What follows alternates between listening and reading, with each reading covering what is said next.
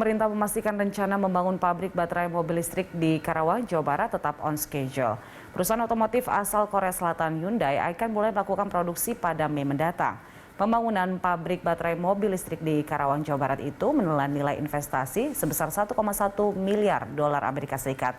Karawang New Industry City akan menjadi lokasi pabrik baterai kendaraan listrik pertama di Asia Tenggara.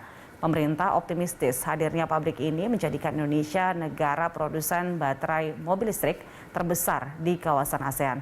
Lalu bagaimana mewujudkan optimisme ini? Kita akan membahasnya bersama Fabi Tumiwa, ahli transisi energi dan Direktur Eksekutif Institute for Essential Services Reform atau IESR. Selamat sore Pak Fabi, apa kabar? Selamat sore Junita, kabar baik. Baik. Pak Fabi, ini rencananya IBC menargetkan pada bulan Mei akan mulai produksi baterai listrik. Mampu nggak Indonesia menjadi produsen baterai listrik di kawasan ASEAN? Dan kabarnya ini menjadi produsen terbesar bahkan. Ya, saya kira sih mampu ya. Dan kalau dilihat memang kita punya beberapa keunggulan. Yang pertama kita punya sumber dayanya. Kalau kita bilang baterai listrik dengan teknologi yang akan dikembangkan oleh IBC itu adalah jenis NMC, itu adalah menggunakan nikel dan kobalt. Kita bisa memproduksinya, juga mangan sebenarnya. Yang kedua, kita juga punya pasar yang besar untuk otomotif.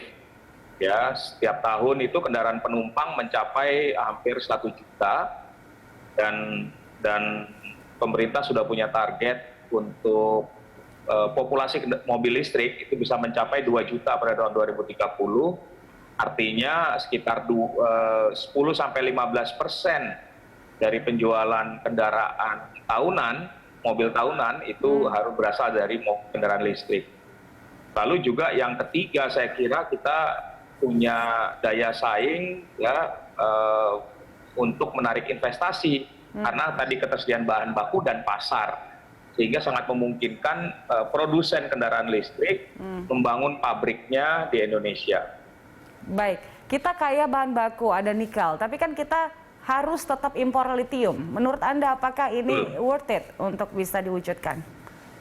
Ya, saya kira itu realitas hari ini bahwa kita belum bisa memproduksi litium, walaupun di Indonesia sebenarnya ada ya sumber daya litium dari endapan, dari brine ya, yang ada sekarang yang dipakai untuk panas bumi, dan juga di beberapa lokasi lain, tapi memang masih sangat kecil ya, dan penelitian mengenai sumber daya litium itu masih dilakukan dan masih cukup lama, saya kira sampai kita bisa produksi sendiri. Tetapi kalau kita lihat untuk litium kobalt sendiri dengan teknologi ini itu kan sebenarnya mencapai 22% ya dari total bahan baku yang diperlukan, dan akan sangat mempengaruhi sebenarnya biaya produksi baterai jenis NMC ya, dan ini yang membuat produksi baterai kendaraan listrik di Indonesia itu menjadi menarik dari sisi produsen kendaraan listriknya. Baik, kira-kira formulasi seperti apa yang bisa dilakukan oleh pemerintah, Pak Fabi, untuk bisa mewujudkan keinginan ini menjadi produsen terbesar di Asia? Ya, kalau kita lihat yang rencana di Karawang itu, itu kan pihak IBC sudah bekerja sama dengan LG Chem ya, LG Energy Solution, itu salah satu perusahaan baterai terbesar dari Korea Selatan dan juga bermitra dengan Hyundai yang akan memproduksi kendaraan listriknya. Jadi ini sebenarnya sudah terbentuk ya, ini sudah terbentuk. Lalu kita juga lihat bahwa sudah ada rencana produksi ya, baik itu produksi baterai maupun produksi kendaraan listrik ya. Dan selain itu, kalau kita lihat dari tahun yang lalu, sebenarnya IBC juga punya rencana kerjasama dengan salah satu produsen baterai terbesar di dunia berasal dari Cina, yaitu CATL ya, dan ini yang mungkin nanti juga bisa membuat produksi baterai menjadi lebih besar. Nah, yang dengan Korea sekarang itu direncanakan produksinya kan mencapai 10 gigawatt hour kapasitas baterainya. Bahkan bisa diperluas kalau nggak salah manufacturing facility-nya bisa mencapai 30 gigawatt hour. Dan ini cukup untuk memproduksi yang 10 gigawatt hour itu memproduksi lebih dari kira-kira 150.000 kendaraan listrik, mobil listrik gitu.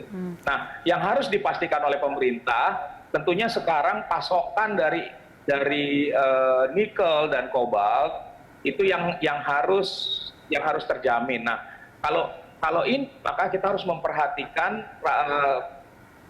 rantai pasok dari nikel, karena Indonesia memang punya cadangan nikel yang tinggi, ya, terbesar di dunia. 40% dari cadangan nikel dunia itu ada di Indonesia. Dan selama ini kita memproduksi nikel, tapi nikel kelas 2 ya, kelas 2 yang memang dipakai untuk produksi iron and steel, untuk steel.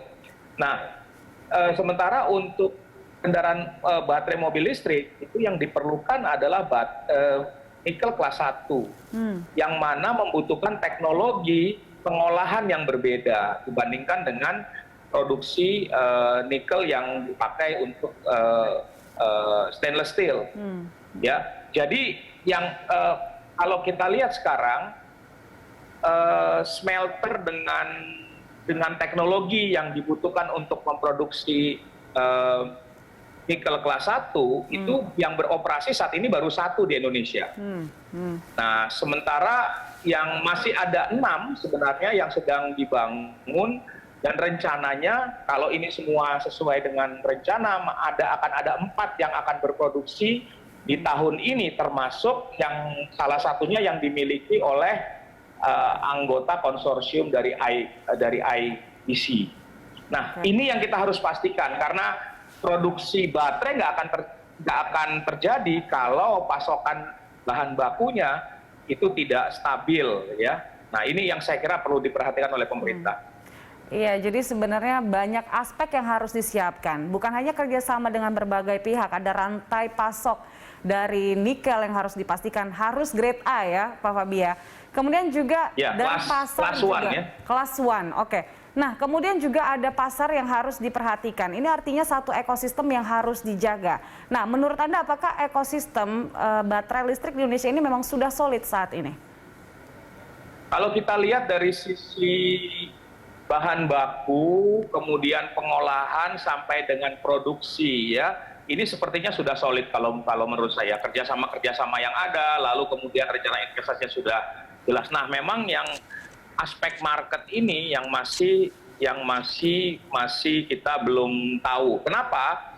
Ya, karena kalau dengan target produksi kendaraan listrik, kalau misalnya tadi saya katakan kita tarik ya dari target pemerintah 2 juta populasi kendaraan listrik, mobil listrik ya pada tahun 2030, maka kan rata-rata dari 2022 sampai 2030 itu populasi mobil listriknya tuh antara 150 sampai 200 ribu per tahun. Nah, masalahnya adalah kalau kita lihat daya beli masyarakat Indonesia untuk kendaraan listrik yang sekarang kisaran harganya itu di atas 600 juta, itu lebih kecil segmen pasarnya. Nah, oleh karena itu kemungkinan kalau bisa memproduksi di atas 50.000 unit per tahun, seperti misalnya Hyundai tadi akan memproduksi, saya kira nanti targetnya adalah untuk diekspor dulu ke pasar di Asia Pasifik, ya, ada potensi ke Australia, ke Singapura, ke Thailand, ke Malaysia, yang bisa menyerap itu sembari kita membangun pasar di dalam negeri. Oke. Nah, sebenarnya sudah ada target pasar yang bisa dibuat oleh IBC nantinya ketika produksi ini sudah dimulai. Tapi kita kan akan bersaing dengan produsen-produsen lain nih Pak Fabi. Bagaimana menjaga kualitas baterai buatan kita, buatan Indonesia, bisa kemudian bersaing di pasar internasional? Ya, kalau saya kira sifat produksi baterai kendaraan listrik itu akan melekat dengan manufacturing kendaraannya. Yang tadi saya katakan kalau berdasarkan perhitungan yang pernah dilakukan oleh Bloomberg, Ya. diperkirakan biaya produksi baterai kendaraan listrik Indonesia jenis NMC itu bisa 8% lebih murah daripada produksi di China dan juga dibandingkan dengan negara-negara lain. Ya, jadi karena apa tadi kita punya keunggulan di bahan baku. Ya, lalu kemudian transportasi dari bahan baku dari raw material ke pusat produksinya untuk baterai itu kan lebih dekat. Dan kemudian dengan adanya fasilitas yang lain itu akan sangat kompetitif. Jadi menurut saya kalau tadi saya katakan kalau rantai pasoknya benar-benar diperhatikan, lalu kemudian tidak ada hambatan-hambatan yang berkaitan dengan ya red tapes ya kalau kita bilang, itu sebenarnya harga dari baterai di Indonesia akan jauh kompetitif. Dan ini juga membuka kesempatan sebenarnya kita bisa IDC nanti tidak saja memasok untuk pabrik baterai maupun produsen kendaraan listrik yang ada di Indonesia, tapi juga terbuka untuk ekspor ke luar negeri, paling tidak di pasar Asia Pasifik. Ya, yang kita lihat misalnya yang juga akan mengembangkan kendaraan listrik itu ada Thailand, ada India ya, selain Cina. Kalau Cina kan tapi dia sudah punya pabrik baterai yang cukup besar, yang kemudian perusahaan-perusahaan otomotif kendaraan listrik besar juga sudah set up production facility di sana. Baik, kita akan lihat bagaimana hasil dari berbagai kerjasama ini dan juga ekosistem mobil listrik di Indonesia nantinya, Pak Fabi. Terima kasih telah bergabung bersama kami pada sore hari ini. Pak Fabi, sehat selalu. Terima kasih, selamat sore. Selamat sore.